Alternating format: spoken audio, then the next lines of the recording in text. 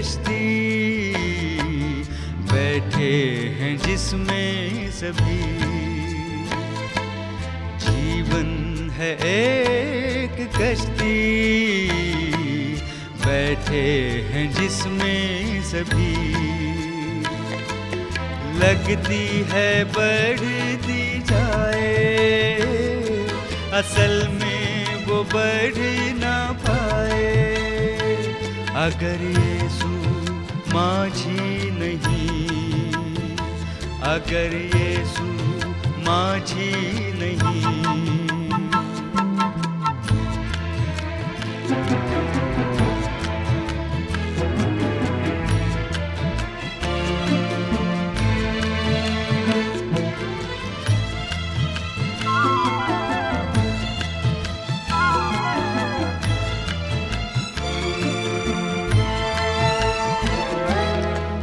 चाल आए तूफान आए, घबराए दिल ये मेरा। चाल आए तूफान आए, घबराए दिल ये मेरा। यीशु बनेगा तेरा सहारा, आज़मा ले तू उसको जरा, आज़मा ले तू उसको जरा। जीवन है एक कश्ती, बैठे हैं जिसमें सभी। लगती है बढ़ती जाए, असल में वो बढ़ ना पाए। अगर यीशु माझी नहीं, अगर यीशु माझी नहीं।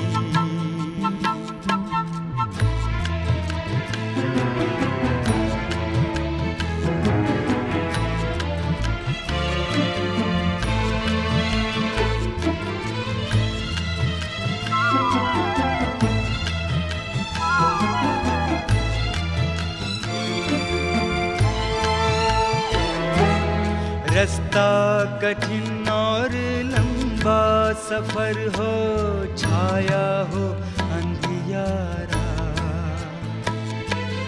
रास्ता कठिन और लंबा सफर हो, छाया हो अंधियारा। यीशु ही है जो पार लगाए, पहुँचाएगा वो किनारा, पहुँचाएगा वो किनारा। जीवन है एक कश्ती,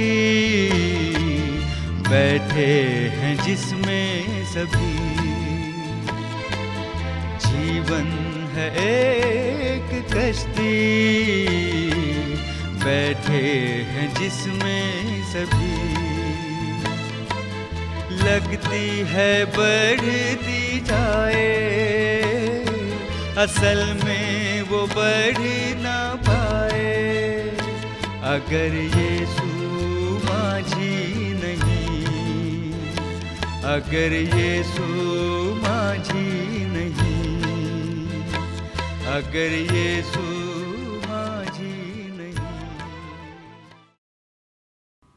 परमेश्वर की बुलाहट इस श्रृंखला में आप सबों का एक बार फिर से स्वागत। प्रभु यीशु मसीह के जीवित नाम में आप सबों को मेरी ओर से जय मसीह की। परमेश्वर का धन्यवाद हो कि उसने हमें ये समय दिया है कि हम उसके चरणों में इस समय हो सकते हैं और गॉड्स कॉलिंग, परमेश्वर की बुलाहट पर हम अध्ययन कर सकते हैं, सीख सकते हैं कि परमेश्वर हमारे और आपके जीवनों से क्या चाहता है। सो अभी हमने देखा कि परमेश्वर की बुलाहट क्यों है, परमेश्वर की बुलाहट क्यों है। अभी हमने सरमन में देखा, अभी संदेश में देखा, और आइए अब हम सुनेंगे परमेश्वर की बुलाहट किस प्रकार की है, परमेश्वर की बुलाहट किस प्रकार की है। सो इसके लिए मेरे साथ बाइबल से निकालेंगे आप फिलिपियों की पत्री, उसका 2 अध्याय, उसकी 8वीं आयत। फिलिपियों 2:8 यहाँ पर लिखा हुआ है, और मनुष्य के रूप में प्रकट होकर अपने आप को दीन किया और यहाँ तक आज्ञाकारी रहा कि मृत्यु, हाँ क्रूस की मृत्यु भी सैली। परमेश्वर का वचन यहाँ पे फिलिपियों की पत्री में पौलुस कहते हैं, और मनुष्य के रूप में प्रकट होकर उसने जो है अपने आप को दीन किया, अपने आप को नम्र किया, अपने आप को शून्य किया, और यहां तक शून्य किया प्यारे भाइयों प्यारी बहनों कि उसने क्रूस यानी कि मृत्यु को सहा, क्रूस की मृत्यु को उसने सहा। यहां तक वो दीन और नम्र हो गया। एक छोटी सी कहानी मैं आप लोगों के बीच में सुनाना चाहता हूं। एक बहुत बड़ा स्कूल था, एक बहुत बड़ा कॉलेज था। उस स्कूल में बहुत से बच्चे पढ़ाई करते थे।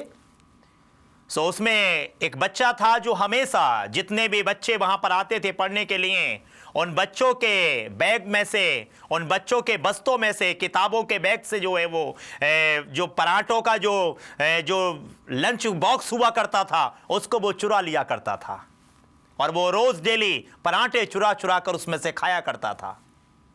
अब जो कंप्लेंट थी वो प्रिंसिपल के पास पहुंचने लगी। सारे स्टूडेंट, सारे बच्चे वहां पर जाकर बोलते थे टीचर से कि टीचर, हमारे जो लंच बॉक्स था वो किसी ने जो है चोरी कर लिया है, और हम क्या करें। तब उस प्रिंसिपल ने एक लेख लिखा, और एक लेख लिखकर जो है उसने दीवार पर चिपका दिया। उस लेख में ये लिखा हुआ था कि जो कोई भी पराठे चोर को पकड़ेगा उसको 100 रुपए इनाम के दिए जाएंगे। अब सारे बच्चे जितने भी थे वो तमाम जो है इस ताक में लग गए, इस कोशिश में लग गए कि कौन उसको लेगा और कौन उसको पकड़ेगा जो पराठे चुराता है, और किसको वो 100 रुपए का इनाम मिलेगा। सारे बच्चे अपने पढ़ाई के साथ साथ जो है वो लग गए उसमें कि वो जो है उस पराठे चोर को पकड़े। जैसे ही लंच का समय आया, इंटरवल हुआ स्कूल का, सब बच्चे अपने अपने जो है जाते हैं वो हाथ वाथ धोने के लिए, और जैसे ही जो है वहाँ पर कुछ स्टूडेंट, कुछ बच्चे वहाँ पर बैठ गए ताकि वो उस पराठे चोर को पकड़ें। और जैसे ही उन्होंने उसको पकड़ा, जैसे ही वो बैग में से टिफिन बॉक्स निकाल रहा था, तभी जो है उन्होंने, एक लड़के ने उसको पकड़ लिया, और पकड़ने के बाद में उसको प्रिंसिपल के पास ले जाया गया। प्रिंसिपल के पास जब ले जाया गया तो बताया जाता है कि वो जो व्यक्ति है, जो प्रिंसिपल है, वो अपने कमरे में उस लड़के को लेकर गया, और लड़के के सारे कपड़े उसने उतार दिए, केवल अंडरवेयर और बनियान वो पहने हुए था, और उसको जो है मेज के ऊपर लिटा दिया। और जब मेज के ऊपर लिटा दिया तो उसने उस तख्ती में लिखा था, उस लेख में लिखा था कि जो पराठे चोर को पकड़ेगा उसे 100 रुपए इनाम के दिए जाएंगे, और जो पराठे चुराता था उसको एक एक बार की चोरी पर जो है 30-30 जो डंडे हैं या जो बेत हैं वो उसके नंगी पीठ पर मारे जाएंगे। प्यारे भाइयों प्यारी बहनों, उस प्रिंसिपल ने, उस हेडमास्टर ने, उस टीचर ने जो है, जिस लड़के ने उस पराठे चोर को पकड़ा था, उसको जो है उसने 100 रुपए दिए और अपने ऑफिस से बाहर कर दिया।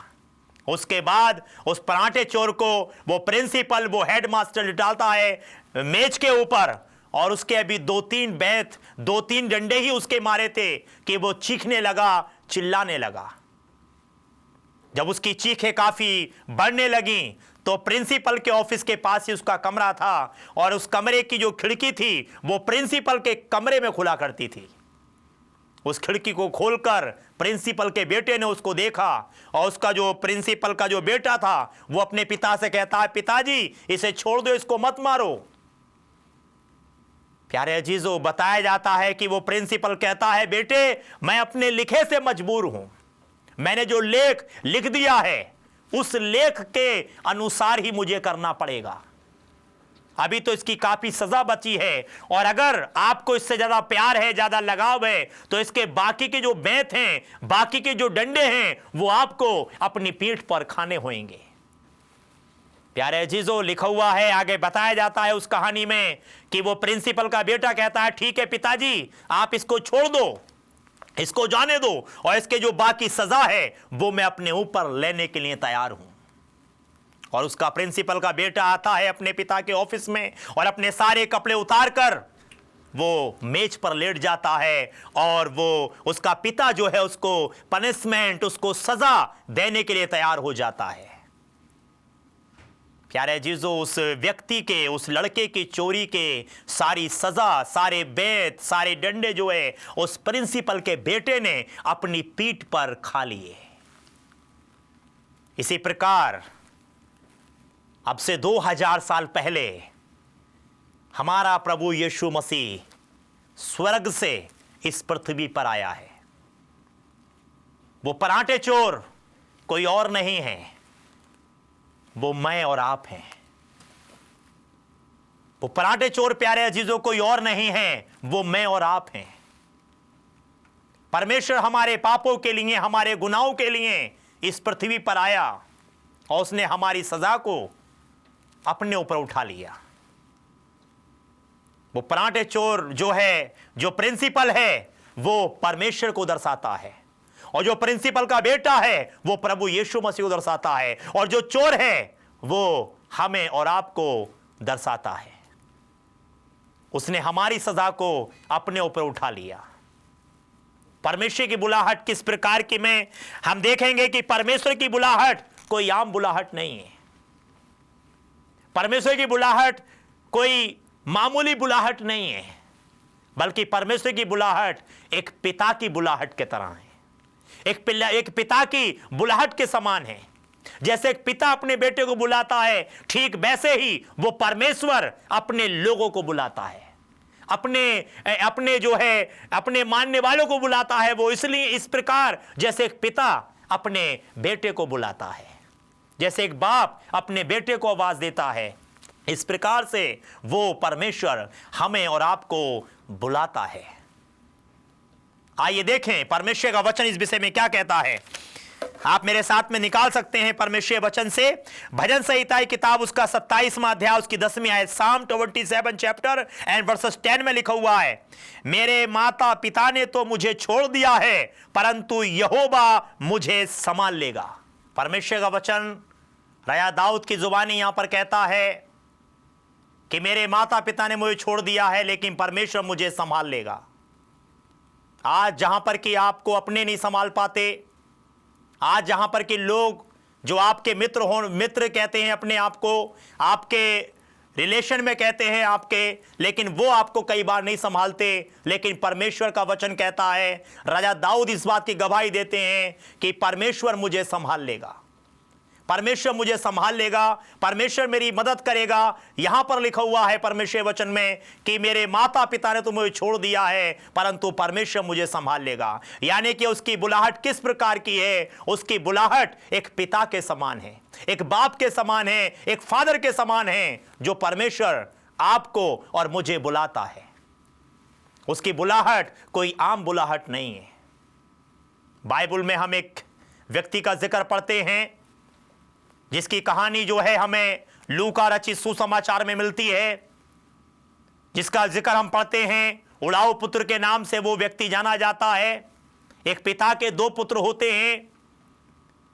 तो जो छोटा पुत्र है वो अपने पिता से कहता है कि ए बाप, ए पिता, जो मेरे हिस्से की जायदाद है, जो मेरे हिस्से का रुपया पैसा है, वो तो मुझे दे दे, ताकि मैं अपने दोस्तों के साथ, अपने मित्रों के साथ मिलकर जो है दूर देश में जाकर वहां व्यापार करके बहुत सा रुपया, बहुत सा पैसा और बहुत सा नाम और सम्मान प्राप्त करूं।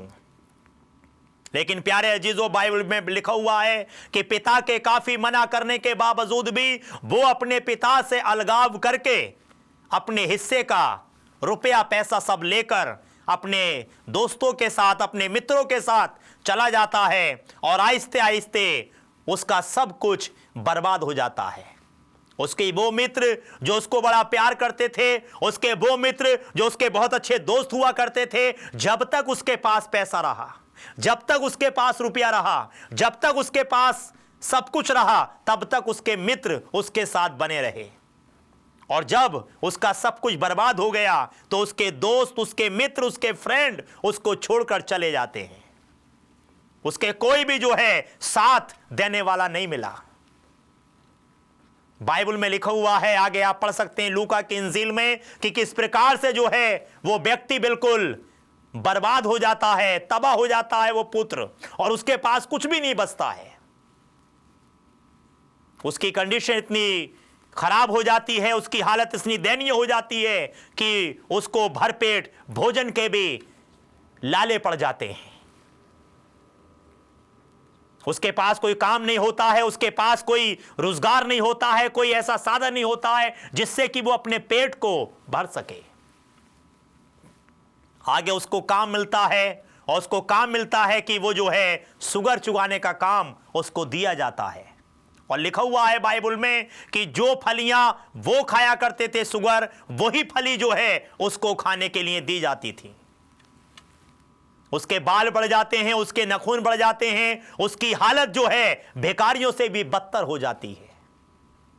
तब उसको अपने पिता की बात याद आई कि मेरे पिता के घर में पता नहीं कितने ऐसे नौकर हैं, चाकर हैं जो तमाम अपना बचा हुआ खाना बाहर फेंकते हैं। मैं लौटकर अपने बाप के पास जाऊंगा, मैं लौटकर अपने पिता के पास जाऊंगा और जाकर उससे कहूंगा कि ए बाप, मैं तेरा पुत्र होने के लिए तो लायक रहा नहीं, मैं तेरा बेटा होने के लायक तो रहा नहीं, लेकिन अपना नौकर समझकर मुझे तू अपने घर में जगह दे दे। पिता का प्यार जो सबसे बड़ा प्यार, अगाबे प्यार होता है। चाहे भले ही उसका बेटा उससे दूर चला गया था, चाहे भले ही बेटा उससे जुदा हो गया था, चाहे भले ही वो बेटा उसकी आंखों से ओझल हो गया था, लेकिन उसके मन में, उसके दिल में, उसके आंखों में हमेशा ये आस रहती थी कि एक दिन जरूर मेरा बेटा लौट कर आएगा, एक दिन जरूर मेरा बेटा मेरे पास वापस आएगा। और उसका यही विश्वास, उसकी यही आशा सच में उसके बेटे को वापस लेकर आती है। वो कहता है मैं लौटकर अपने पिता के पास जाऊंगा, उससे कहूंगा कि ए बाप, मैं तेरा बेटा होने के लायक तो रहा नहीं, लेकिन अपना नौकर समझकर मुझे अपने घर में रख ले। हर रोज जो है उसका पिता रास्ते की तरफ देखता था कि मेरा बेटा कब आएगा, मेरा बेटा कब आएगा। तब अचानक से देखता है वो कि एक व्यक्ति जो है भिखारियों की दशा में उसे दिखाई पड़ता है।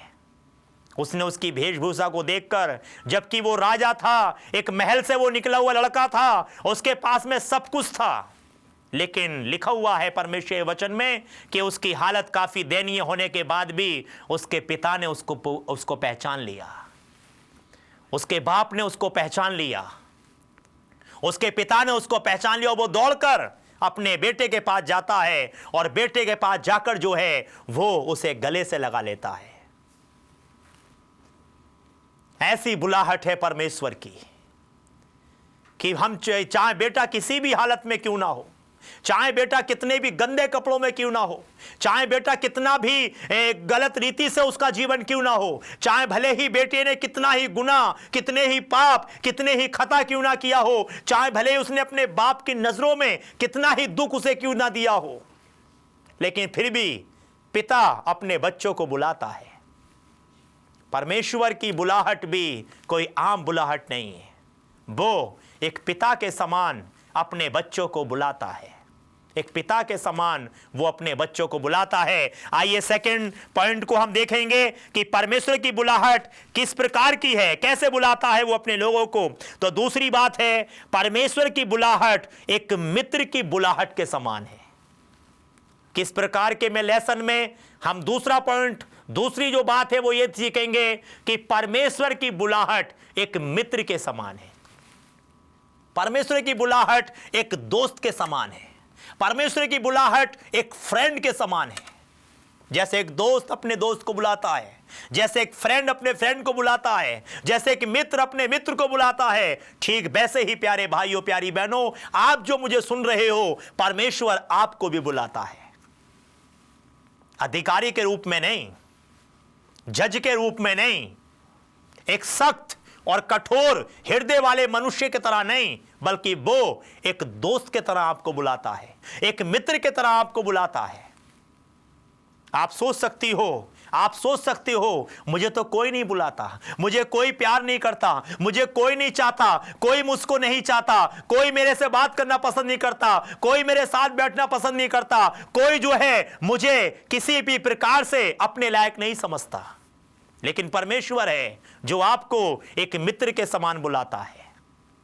आप चाहे किसी भी हालत में क्यों ना हो, परमेश्वर आपको प्यार करता है और वो एक मित्र के समान जो है आपको बुलाता है, एक दोस्त के समान वो आपको बुलाता है। आइए देखें परमेश्वर वचन में क्या लिखा हुआ है। यहां पर लिखा हुआ है यूहन्ना रचित सुसमाचार उसका 15वां अध्याय 13वीं आयत, जॉन 15 चैप्टर एंड वर्सेस 13। यहां पर लिखा हुआ है, इससे बड़ा प्रेम किसी का नहीं, इससे बड़ा प्रेम किसी का नहीं कि कोई अपने मित्रों के लिए अपना प्राण दे।